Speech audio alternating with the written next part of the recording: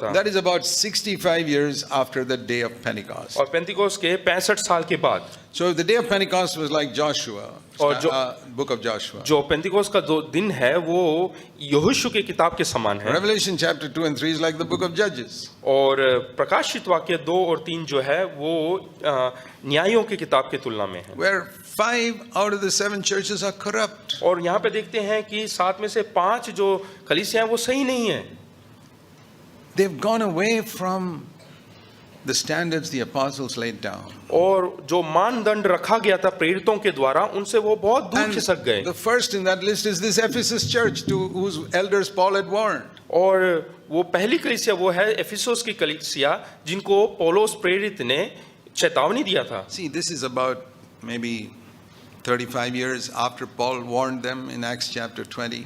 ये करीबन 35 साल यानी कि पौलुस के चेतावनी देने के 35 साल के बाद हुआ। See the condition of the church. यहाँ पे देखिए कलीसिया की परिस्थिति। Yeah, you still do so many good things. हाँ, वहाँ पे लिखा है कि हाँ तुम अच्छी बातें करते हो, You are still holding true to the doctrine, और सिद्धांत में खड़े हो, and you're driving away the false apostles. और जितने गलत शिक्षा लेके आते हैं उनको बाहर Acts निकालते 2 हो, verse 3, you got perseverance, you endured for my name's sake. और तुम मसीह के लिए जो है टिके हुए धीरज Yeah. तुम्हारे अंदर है। All that was okay. ये सब सही है, But you have left your first love. लेकिन तुम अपने पहला सा प्रेम छोड़ दिया है। Once upon a time you loved me more than anyone else, Jesus says. और एक ऐसा समय था, प्रभु यीशु मसीह कहता है कि जब तुम सबसे अधिक मुझसे प्रेम करते थे, And then you became a little rich. और उसके बाद तुम थोड़े से धनाढ़े हो गए, So then you loved me and you loved your job and your money also. और उसके बाद तुम मुझसे प्रेम करते हो साथ में अपनी नौकरी और अपने पैसे से भी, And gradually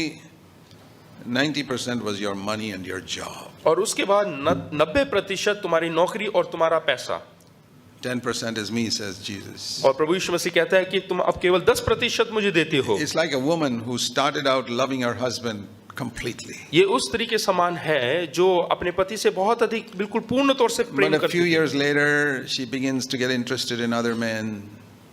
और कुछ सालों के बीतने के बाद वो दूसरे पुरुषों के साथ And जो है, after some time, she's और- more interested in those other men. और उसके बाद कुछ साल और बीतने के बाद दूसरे पुरुषों के साथ उसका ज्यादा But she संबंध still होने लगा। stays at home with her husband.